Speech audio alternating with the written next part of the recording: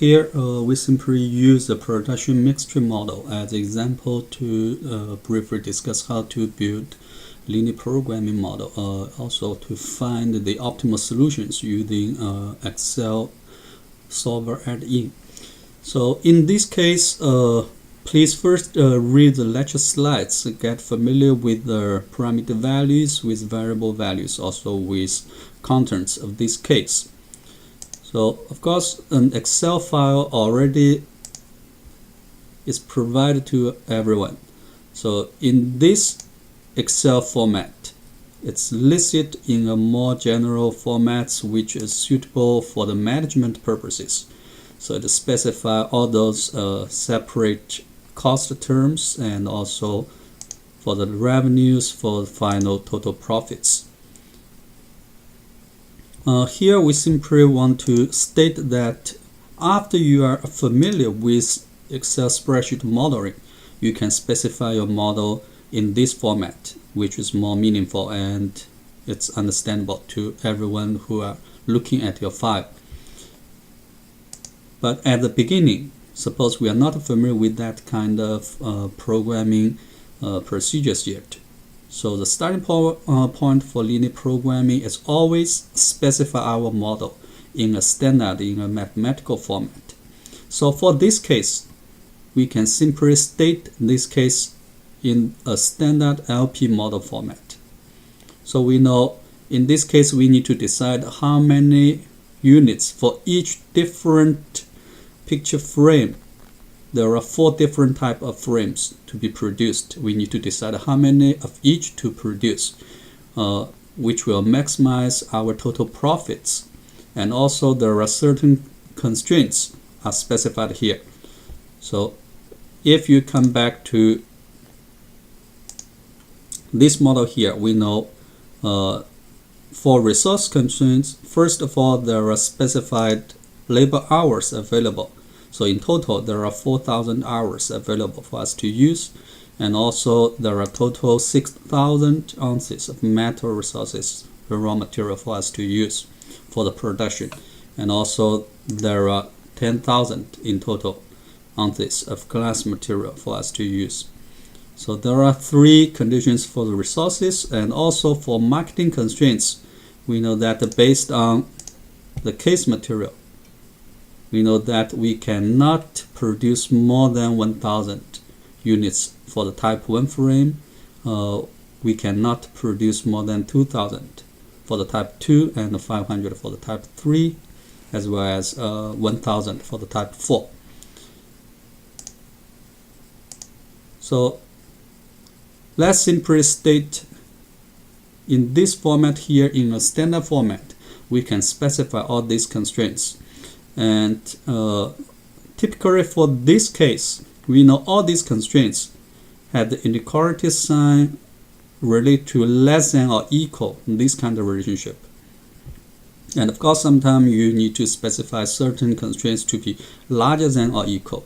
Suppose, say, if the marketing department tells us you have to produce at least 1,000 units for the type 1. So in that case, you have to change the inequality sign here to be larger than or equal. Or sometimes the marketing or the sales department tells us that they sign a contract, we have to produce exactly 500 type 3 frames. In that case, we need to change the sign here to be equal. So okay, also for standard format, in the mathematical format, always please do not forget the non-negativity constraint. Generally speaking, most often we are dealing with non-negativity. So in production case, always it's a non-negative. You cannot produce a negative value. But for in dealing with financial management and other kind of investment like loans or accounting, all those kind of business analysis problems, in which case the decision variables can take value negative, like you can short sell certain kind of investment instruments in the market. Just to pay attention how we specify all those kind of decision variables, their constraints, their size. So let's come back to this case here. So after we specify the case problem in a standard LP model format, We know based on the example given, we already know that the optimal solution is to produce 1000 units of type 1, 800 units of type 2, and 400 units of type 3 without producing anything for the type 4, which will bring us the maximized total profit of $9,200. So let's come back to the initial step in an LP model using Excel. So first of all, we simply come back to this LP format, which lists in a matrix format. So we know, let's move here, and for easy input case, our decision variables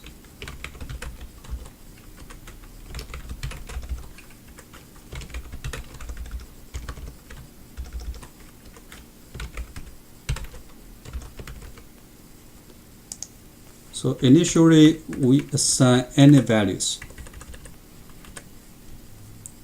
to the 4 decision variables. And of course, from the example given, you see always we list decision variables using the red color box. So let's select red color. So this is our decision variables we need to decide.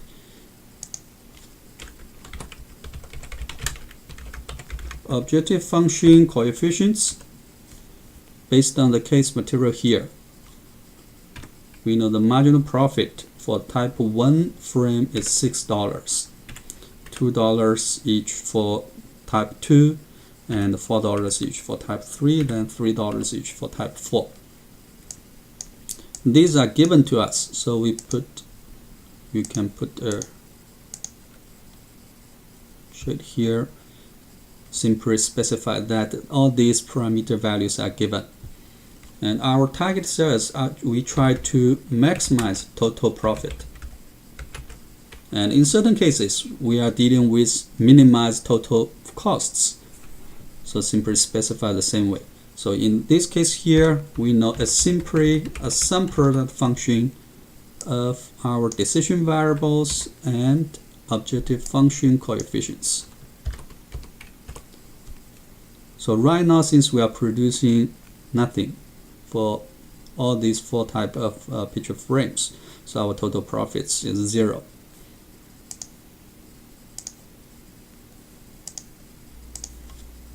Then subject to certain constraints.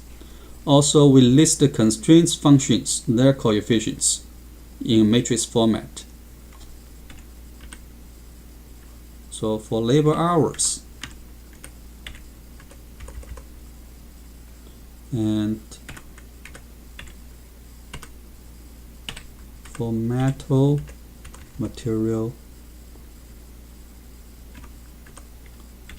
for glasses, and then production, the marketing constraint for type 1, type 2, type 3, type 4. Here you can assign zeros or simply leave them blank.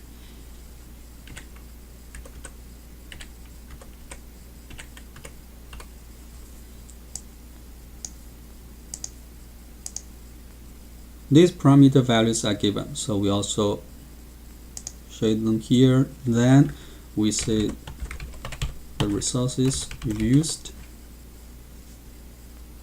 So for labor hours, simply how many hours in total to be used based on our decisions here is simply sum product of our decision variables and also the unit usage for the labor hours for each different type of picture frames.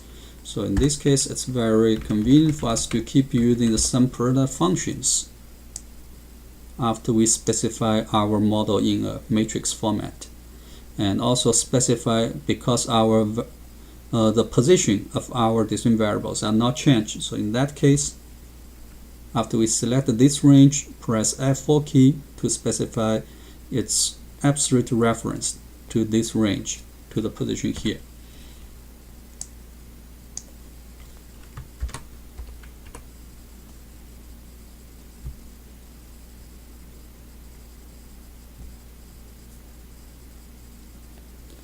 I'm sorry, yeah, put a symbol that here.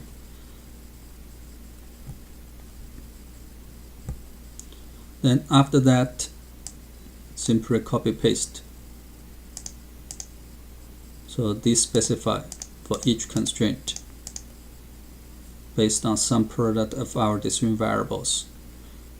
And then we see that the constraint relationships here are all of them are less than or equal. So simply type less than or equal using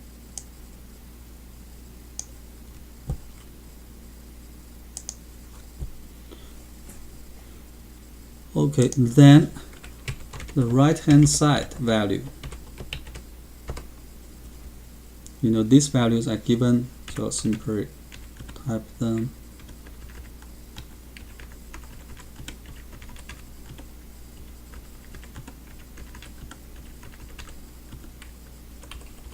Also, you can label here it's labor hours and metal class. This is the marketing constraint for type 1, marketing constraint for type 2.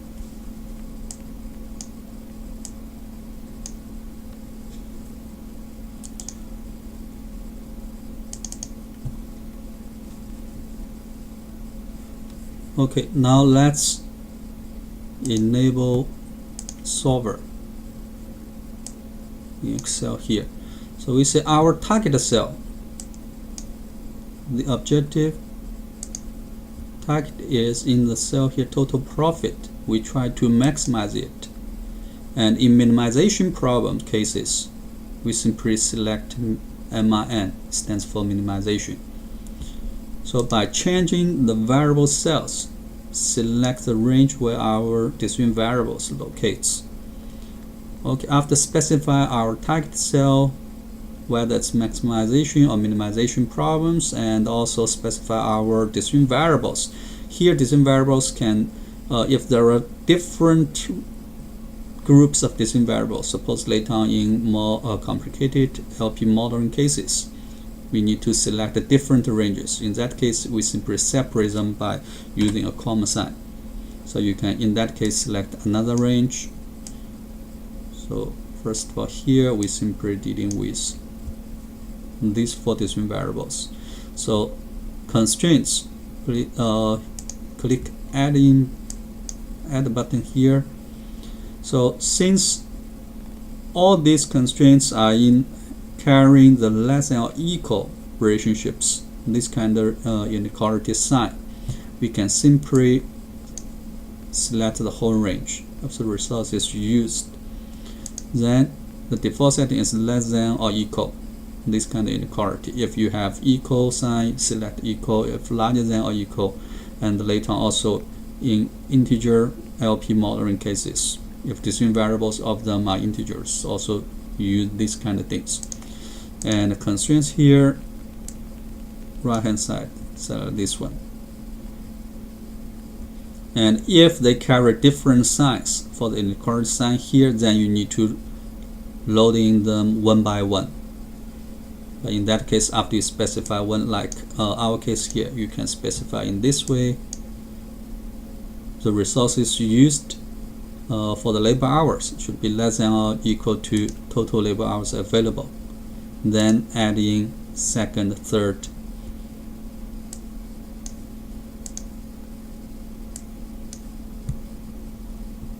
After we specify all these constraints, click OK. But of course, make sure that you check this box here. This simply specify the non-activity constraints for our decision variables.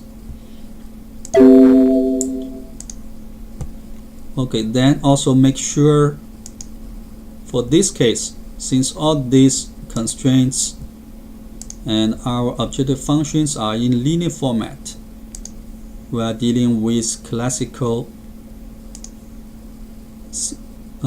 LP model case. So in that way, simply select simplex LP model using this method. So simply based on the simplex algorithm. After that, hit solve button. So you will see already corresponding decision variables values and the total profits values are changed here. So default setting also for solver results, it will ask us whether we should keep the solver solutions.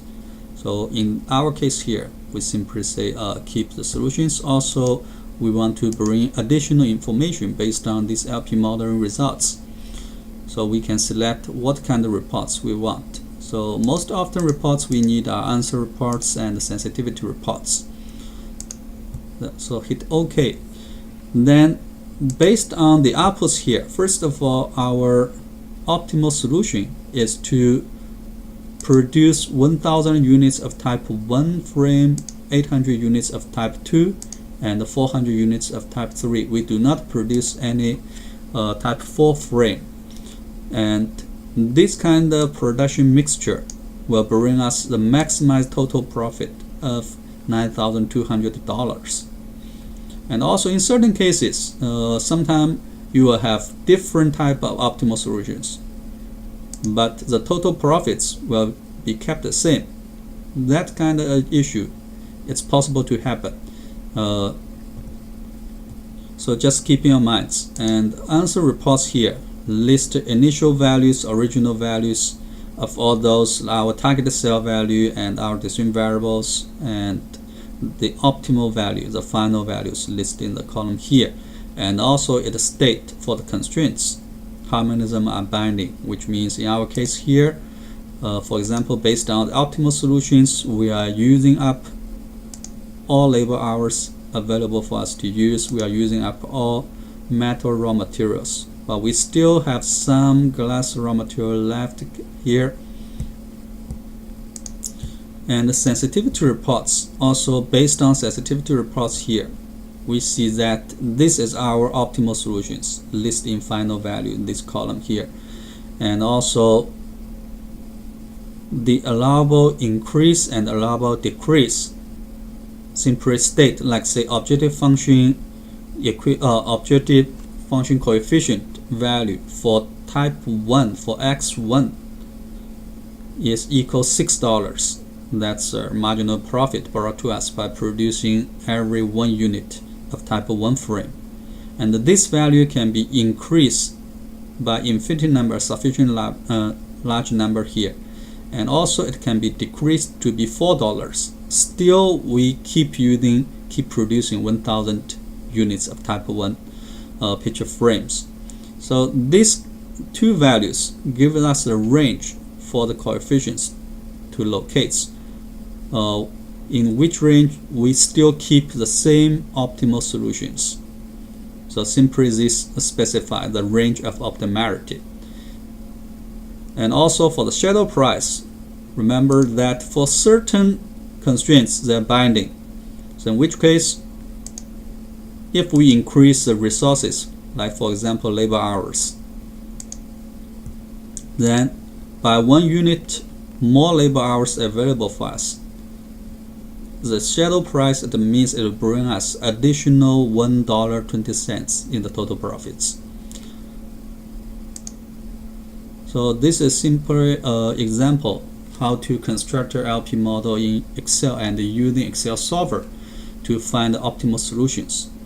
And of course, in the example given listed here, below that we can also conduct a sensitivity analysis using solver table. Here solver table will be posted, and it's posted in the lecture notes. You can simply practice that. This is simply conducting sensitivity analysis. It simply states like for labor hours, if we change from 2,500 hours up to 5,000 hours, then the change of these things, how our final optimal solution changes. So using solver table, a simple state like we change the values of the right hand side value here, then we are running solver again and again to find the different the corresponding optimal solutions. The solver table will conduct those kind of sensitivity analysis, will list the results directly for us, in which case